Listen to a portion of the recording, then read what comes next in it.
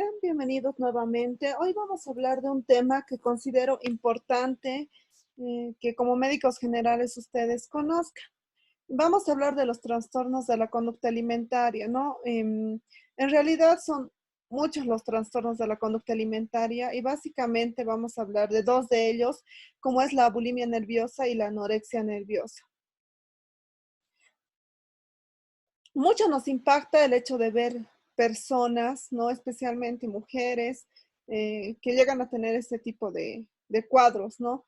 Por el impacto que va a tener a nivel, ¿no? Principalmente del estado físico que van a tener, ¿no? El estado de delgadez que llegan a tener y muchas veces la muerte, ¿no? En personas jóvenes, ¿no? Tal vez nos resuena mucho los casos de personas famosas, ¿no? No es inusual como en las fotos que vemos a continuación, ver a modelos, por ejemplo, ¿no? Esa fue una modelo que después se hizo muchas campañas eh, para poder concientizar sobre lo que es este tipo de trastornos, pero al final acabó muriendo, ¿no? O actrices, ¿no? Como Lindsay Lohan, ¿no? Que la podemos ver acá, que igual ha padecido este tipo de trastornos, ¿no? Por lo tanto, es importante que conozcan del tema y bueno, ¿no? Cada vez más hay un culto hacia el cuerpo, por decirlo de alguna forma, ¿no? El hecho de mantenernos jóvenes y delgados se ha vuelto ya una prioridad, creo que para la mayor parte de los seres humanos, ¿no? Lo cual conlleva también otro tipo de cambios en cuanto a nuestra conducta.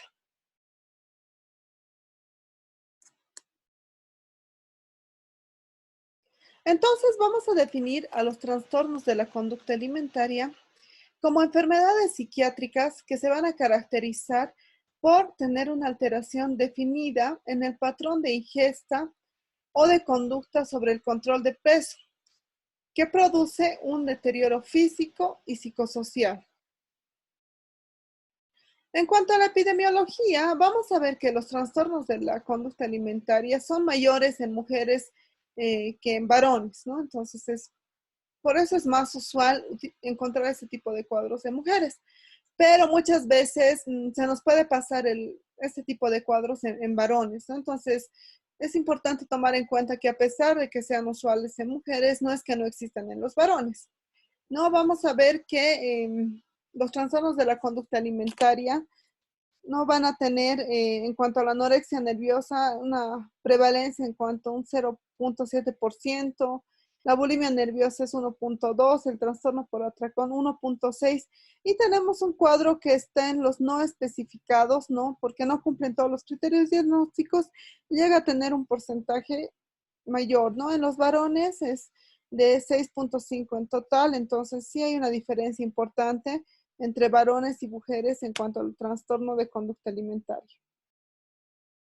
Vamos a ver que hay diferentes factores etiológicos que pueden llegar a desencadenar estos cuadros, ¿no? Uno de ellos, por ejemplo, va a ser factores propios del paciente, ¿no? Como genéticos, la misma vulnerabilidad, ¿no? Los factores ambientales que pueden influir, entre ellos, en cuanto a la publicidad que se hace en cuanto a la delgadez, la influencia que puedan tener los compañeros de clase, ¿no? Entonces, la sociedad misma ha ido cambiando, ¿no? Y si ustedes se han puesto a analizar, las tallas de las ropas igual cada vez son más pequeñas, ¿no? Ahora hay tallas extra small, ¿no? Extra pequeñas, ¿no? Cosa que evidentemente es para gente muy, muy delgada, ¿no? La influencia de la televisión, ¿no? Como hablábamos, obviamente hay factores de personalidad del paciente, ¿no? Aquellas personalidades, por ejemplo, con rasgos obsesivos, ¿no? O inestables emocionalmente, igual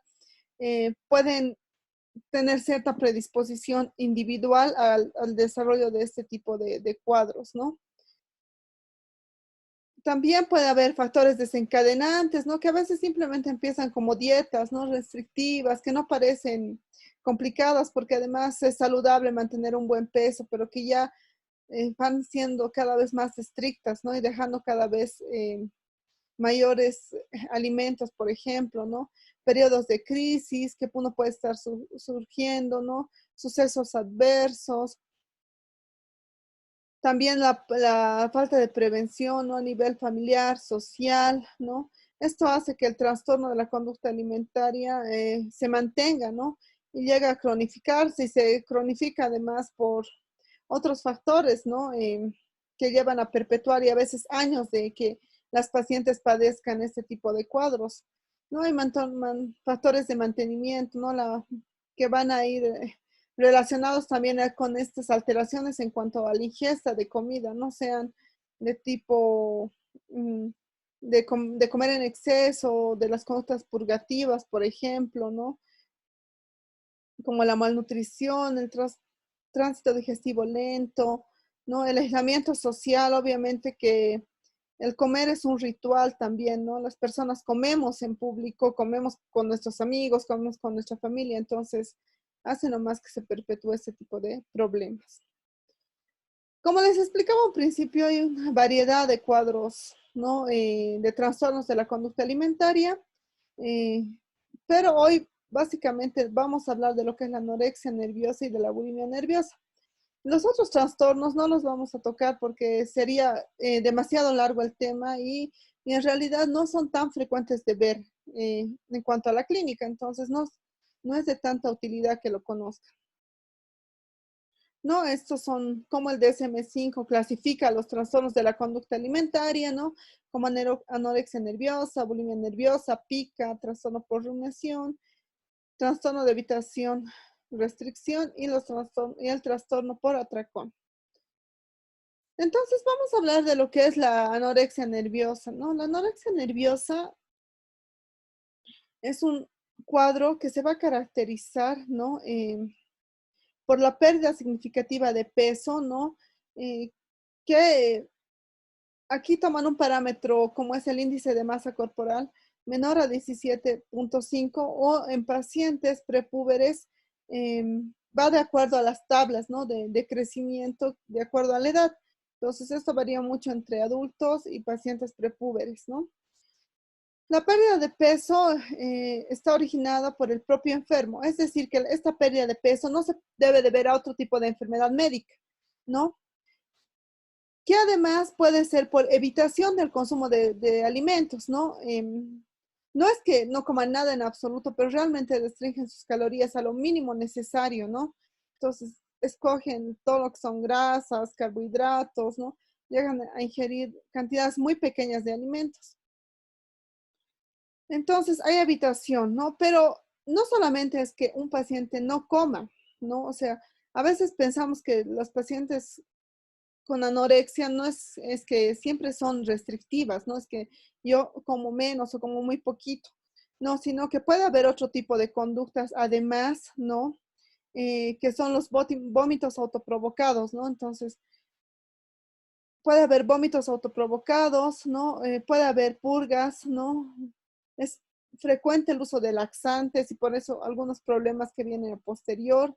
O pueden hacer ejercicio excesivo, ¿no? Entonces comen y compensan haciendo ejercicio excesivo, ¿no? O consumo de fármacos, ¿no? Como anorexígenos o fármacos diuréticos, ¿no? Entonces, importante ustedes puedan conocer que además de la evitación del consumo, puede acompañarse de otro tipo de conductas, ¿no? Hay una marcada distorsión de la imagen corporal, eso también es un síntoma bien importante. Entonces, una persona se ve cada vez, se ve gorda, ¿no? Pese a que esté muy adelgazada, pese a que puedan mostrarle ustedes que está delgada, ¿no? Pese a que haya bajado de peso, ¿no? Y tenga un índice de masa corporal de 15, por ejemplo, siguen siendo un objetivo para ellas el adelgazar más porque siguen viéndose gordas, ¿no? Entonces, eso es un dato importante. Después tenemos los trastornos endocrinológicos, ¿no? Por ejemplo, estos asociados al eje hipotálamo hipófiso gonadal, eh, que van a causar amenorrea en las mujeres, ¿no? Y en los varones pérdida de interés sexual, ¿no?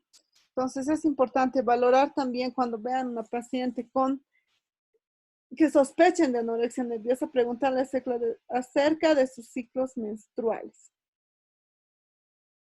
El DSM-5, ¿no? Que son los criterios que les muestro a continuación, ha hecho ciertas variaciones, digámoslo así, de su anterior versión, ¿no? Ya han sacado como tal, digamos, el índice de masa corporal como un parámetro, ¿no? Para diagnóstico. Entonces, simplemente nos hablan, ¿no?, de la restricción de la ingesta energética, ¿no?, en relación con las necesidades, ¿no? Entonces, hay una reducción de lo que es las demandas energéticas, que van a conducir a un peso significativamente más bajo, no relacionado a la edad, sexo, salud física, ¿no? Que se define como el mínimo de lo normal. Como les decía, ya no toma un parámetro tan preciso como 17.5, ¿no? Que nos da la anterior clasificación. Igual es más amplio, digamos, para niños o adolescentes, ¿no? Hay un miedo intenso a ganar peso o engordar, ¿no? Obviamente va a haber una pérdida de peso. Y hay alteraciones en cuanto a lo que es la imagen corporal, ¿no? En cuanto al peso, la constitución y la autoevaluación que se hace este tipo de pacientes, ¿no? Entonces, pese a, otra vez, ¿no?, a ser personas delgadas, siguen viéndose con mayor peso. Entonces, podemos distinguir dos tipos de anorexia nerviosa. Una es el tipo restrictivo, ¿no? El tipo restrictivo no va a recurrir a purgas regularmente, ¿no? Entonces, generalmente el tipo restrictivo simplemente evita comer la comida, ¿no? O ciertos alimentos que le puedan subir mucho de peso. Y el tipo compulsivo purgativo de la anorexia nerviosa va a recurrir a atracones o purgas, es decir, que además, digamos, de este tipo de conducta, para mantener el peso, entonces lo que va a hacer vomitar, va a hacer actividad física en exceso, ¿no? Va a tener, utilizar laxantes, por ejemplo. Entonces, es importante que ustedes conozcan que hay dos tipos de anorexia nerviosa. En cuanto a los criterios, ¿no? Por otro lado, en cuanto a los criterios de la bulimia nerviosa, ¿no? Podemos ver una preocupación continua por la comida, ¿no? Hay un deseo irresistible de comer, ¿no?, que se caracterizan por periodos de atracones.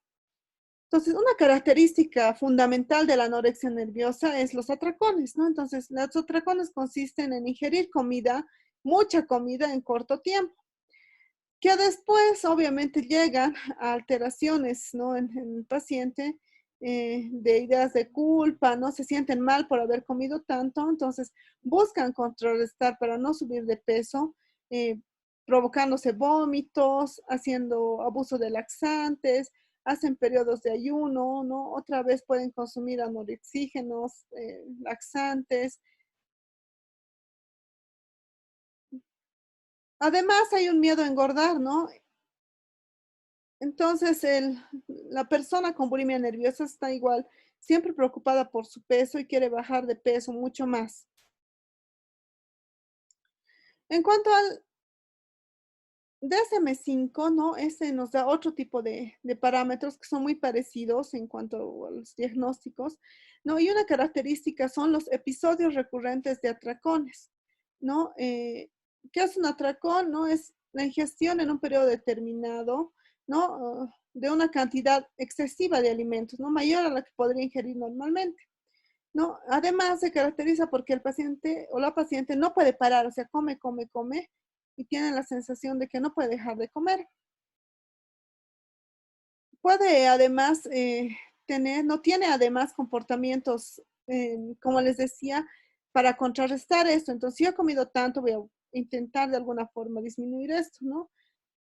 Haciendo provocándome vómitos, ¿no? Utilizando laxantes, diuréticos, otro tipo de medicamentos o periodos otra vez de ayuno, ¿no? Los atracones se producen por lo menos una vez a la semana durante 3 meses, ¿no? Entonces, importante también la frecuencia con la que se van a producir, ¿no? Pues tiene que ser por lo menos una vez a la semana durante 3 meses.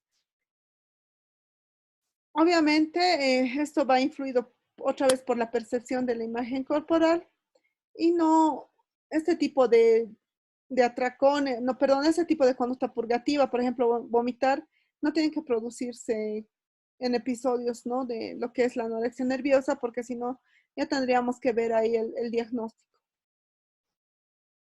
Importante es observar y ver, ¿no? Y evaluar. Entonces, les decía que estos dos cuadros son los más frecuentes del trastorno de la conducta alimentaria. Entonces, lo que tenemos que ver es hacer un examen físico general que nos van a dar pautas, ¿no? Recuerden que este tipo de pacientes muy difícilmente van a reconocer que están enfermos, ¿no? Y a veces no lo hacen, pasa mucho tiempo en que realmente ellos se den cuenta. Y muchas veces las familias tampoco se dan cuenta, ¿no? A veces ocultan su ropa, incluso van al hospital, ¿no? Para que las pesen y llevan llaveros, monedas en la ropa, ¿no? Con la que van a ser pesadas, ¿no? Por lo tanto, la recomendación es pesar a estas pacientes con la menor cantidad de ropa posible y de espaldas a la báscula, ¿no? Porque eso, recuerden que también el hecho de subir un poco de peso a ellas les genera mucha angustia, entonces hay que abordarlo adecuadamente y bueno, no estarles avisando todo el tiempo sobre su peso. Por lo tanto, vamos a ver alteraciones propias, ¿no? De esta pérdida de peso corporal, ¿no? Como es la hipotermia, ¿no? La letargia, la piel, ¿no? Se hace seca, ¿no? No hay grasa corporal como vemos acá en las fotos, ¿no? El pelo se hace quebradizo, ¿no? Sale el lanugo, ¿no? Que es una especie de vello fino en algunas partes del cuerpo. Obviamente va a haber alteraciones como bradicardia, debilidad muscular, ¿no? Va a haber frialdad en manos y pies, ¿no? Puede haber osteopenia y obviamente el riesgo de fracturas. En cambio, en la bulimia, ¿no? Vamos a ver que la cara a veces suele estar hinchada, ¿no? Tienen este signo, ¿no? Que es el signo de Russell, que es el que se producen al introducirse los dedos, ¿no? Para autoinducirse el vómito, van a producirse lesiones, ¿no? Que son ulceraciones. Este tipo de ulceraciones en dorso de dedos se llama el signo de Russell. Entonces es importante buscar en las pacientes, especialmente aquellas que no nos dan muchos datos, ¿no? Manifestaciones físicas. También vamos a ver que como se inducen el vómito, van a provocar alteraciones en lo que es el esmalte dentario, ¿no? Entonces va a haber caries dental, erosiones, no va a haber una hipertrofia de las glándulas parótidas, por eso es que da la sensación de que la cara está hinchada. Puede haber arritmias, ¿no? Distensión abdominal, edema en los pies, ¿no? Recuerden también las complicaciones médicas que pueden llegar a tener, ¿no? Eh, entonces, cuando vamos a abordar a pacientes con trastornos de la conducta alimentaria, lo fundamental es ver su estado general, ¿no? Su estado físico, porque eso es lo que a corto plazo puede llegar a desencadenar complicaciones o muerte de la paciente. Entonces, es importante ver el estado físico de la paciente. Entonces hay que ver si no hay alteraciones metabólicas, ¿no? Que hay que ir buscando cardiovasculares, la hipotensión, las alteraciones en el electrocardiograma, la bradicardia, ¿no? El estreñimiento, por ejemplo, que a veces es por lo que consultan los pacientes, ¿no? Porque obviamente con todas estas alteraciones que les he mencionado, van a tener alteraciones gastrointestinales, entonces se quejan de estar estreñidas, ¿no? Dicen, ah, es que me estreño mucho. Entonces van a consulta, ¿no? Entonces, si ven otros signos, es importante que ustedes puedan abordar, ¿no? Hay que ver también si hay alteraciones hidroelectrolíticas, ¿no? Si hay alteraciones endocrinológicas, ya les decía que puede haber fractura, ¿no? La piel seca, puede haber pancitopenia, obviamente va a llevar a alteraciones comportamentales y cognitivas, ¿no?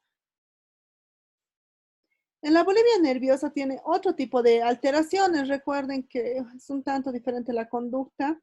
Una de ellas es la alcalosis metabólica hipoclorémica por los vómitos que se inducen en este tipo de pacientes. Entonces, a veces lo hacen de manera, no una vez, digamos, sino lo hacen 3, 4, 5, 6 veces o más al día. Entonces, realmente generan desequilibrios hidroelectrolíticos importantes, ¿no?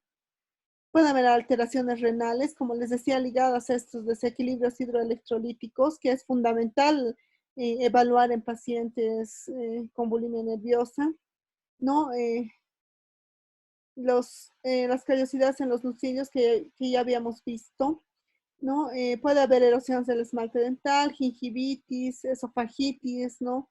Rotura esofágica, porque imagínense 10, 12 vómitos al día es complicado, estreñimiento, ¿no? Entonces hay que buscar este tipo de alteraciones en las pacientes.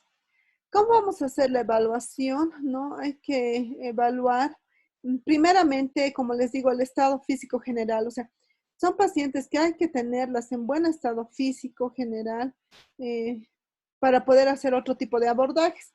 Porque sí, las pacientes con anorexia nerviosa mueren, ¿no? De complicaciones, muchas veces cardíacas, ¿no? Muy rápidamente, muy jóvenes. Entonces hay que ver este tipo de observaciones, ¿no? Si cómo está la desnutrición, ¿no? Si tienen un índice de masa corporal menor a 17.5, ¿no? O ya tiene o criterios de desnutrición severa, ¿no? Con índice de masa corporal mucho más bajo. Entonces hay que ver si se va a ingresar o no, ¿no? Si el índice de masa corporal es menor a 15, sí hay que ingresar a la paciente. Si hay una escasa motivación, hay que ingresar a la paciente. Si la familia está en crisis, igual podemos ver si le ingresamos o no, porque no hay soporte familiar, ¿no? Si hay una complicación médica grave, ya les digo, de las que habíamos hablado, u otras que puedan aparecer, ¿no? Si hay una comorbilidad grave, ¿no? Sea atracón, purga o grave, como les decía, tener una conducta purgativa, por ejemplo, 10, 12 veces al día, sí, hay que hospitalizar, ¿no? En otros países se maneja lo que es la hospitalización domiciliaria, ¿no? Donde los pacientes obviamente están bajo ciertos parámetros de cuidados, pero en casa, ¿no? Lo cual es muy bueno, especialmente para pacientes menores de edad, por ejemplo, ¿no? Si la paciente no presenta, digamos, riesgos vitales, podemos tomar este tipo de alternativas. Si no es necesario la hospitalización, obviamente si la complicación médica es lo que prima y el índice de masa corporal es muy, muy bajo, entonces tendrán que hospitalizarse en centros donde se pueda atender esto, ¿no? Por ejemplo, en unidades de medicina interna, ¿no? No así de primera mano en los centros psiquiátricos, ¿no? Porque hay que tener a la paciente en mejores condiciones físicas. Igual hay que valorar nuevamente, ¿no? Si no está con mucha, no está de severa, perdón, si no está con un índice de masa corporal de 7.5, ¿no? O no hay una rápida pérdida de peso, puede, si hay escasa motivación, si igual hay crisis familiar, si ya se ha intentado hacer tratamientos ambulatorios y hay una comorbilidad grave, igual es necesario, pese a que no esté con tan bajo peso, igual internarla, ¿no? Y si, digamos, la paciente tiene nomás motivación y componentes familiares adecuados, hay que hacer nomás un seguimiento, ¿no? Entonces, hay criterios como para internar a un paciente, es decir, que no todo paciente con anorexia nerviosa o bulimia nerviosa se interna. Y en realidad, en la bulimia nerviosa es más fácil de manejarlos ambulatoriamente. Pero si hay atracones o vómitos incontrolables, hay que internar, hay que considerar la internación. Si hay complicaciones médicas por malnutrición, ¿no? Porque, por ejemplo, les decía, estos desequilibrios hidroelectrolíticos o alteraciones digestivas o cardíacas, igual hay que internarlas. Allá no corresponderá a una unidad de psiquiatría, sino a la especialidad para ayudar a compensar estas alteraciones, ¿no? Si hay conflictividad familiar y no hay soporte, probablemente igual hay que valorar la internación. Y obviamente si la paciente tiene otro cuadro psiquiátrico grave, igual hay que considerar la internación ya en un pabellón de psiquiatría. En la anorexia nerviosa, ¿no? Si ha habido pérdida de peso, ¿no? Entre el 25 y el 30% del inicial, ¿no? En menos de 3 meses, o que y sigue perdiendo peso, ¿no? De 1 kilogramo por semana, igual habría que ver si vamos a considerar la internación y así la desnutrición ya llega a tener parámetros de mayor gravedad, ¿no? Como un índice de masa corporal de mayor a 14 kilogramos metro cuadrado igual. Si hay alteraciones hidroelectrolíticas, arritmias, ¿no? Inestabilidad fisiológica, igual hay que internarla. Nuevamente les repito, ¿no? O sea, son pacientes que primero tienen que ser de cierta forma compensadas metabólicamente para poder hacer otro tipo de abordaje. No hay pacientes que tienen rechazo absoluto alimentarse. Muchas veces van a requerir incluso el uso de sondas nasogástricas. Igual habrá que evaluar la internación. Cuando ya han intentado hacer, ¿no?, un tratamiento ambulatorio y no funciona, ¿no? Si hay algunos periodos de crisis y obviamente si hay trastornos psiquiátricos graves, igual son pacientes con criterios de internación. Es importante hacerles conocer que el tratamiento farmacológico es un tanto limitado, ¿no? Que evidentemente ayuda más en las comorbilidades y puede tener cierto beneficio en las pacientes, ¿no? Entonces el abordaje siempre llega a ser multidisciplinario. Si el paciente está con bajo peso, no se inicia tratamiento, o sea, no se inicia tratamiento, ¿no? Si la paciente ya ha recuperado, ¿no? A un índice de masa corporal, ¿no?, por lo menos de 17.5, podemos iniciar tratamiento como lanzapina o inhibidor de recaptación de serotonina. Si hay depresión, podemos utilizar inhibidores selectivos de recaptación de serotonina, ¿no? Y si hay cuadros como el trastorno obsesivo compulsivo, estas ideas tienen ese componente, entonces podemos utilizar ISRS a dosis recomendadas, ¿no?, que son más altas que las antidepresivas. Podemos asociarlo con un antipsicótico. Ojo que hay que tener mucho cuidado por los problemas de conducción cardíaca que tienen los pacientes y que estos fármacos también tienen su implicancia en ellos. Si hay resistencia al tratamiento, hay que ver qué vamos a hacer y si vamos a dar o no ISRS, ¿no?, de mantenimiento, o vamos a ver de asociar con otro fármaco. Y en la bulimia nerviosa, lo que está más recomendado son los inhibidores de recaptación de serotonina, ¿no? Igual a dosis un poco más altas que las recomendadas para la depresión, que son antidepresivos. Entonces, es importante además abordar a la familia, ¿no? Estos son como consejos, ¿no? Si está preocupado por los problemas de su hijo, sobre su alimentación, dígaselo abiertamente, no de forma descriptiva y sin indirectas, ¿no? Por ejemplo, me doy cuenta que cada vez comes menos, has perdido mucho peso y estoy preocupado por tu salud. Ofrécele la ayuda de un profesional. Mejora hábitos alimenticios. ¿No? Realizar comidas regulares al día, ¿no? O sea, 3 comidas o 5 comidas de acuerdo al tipo de dieta que va a seguir. Instaurar un tiempo de reposo después de la comida. Recuerden que a veces andamos muy acelerados, hay que tener un tiempo de reposo. En las horas de las comidas no hay que focalizar la atención sobre la alimentación, no hay que intentar hablar sobre otra cosa. Hay que interesarse por la vida de esa persona en áreas que no sean la alimentación, ¿no? O la imagen corporal, y hay que favorecer la comunicación, ¿no?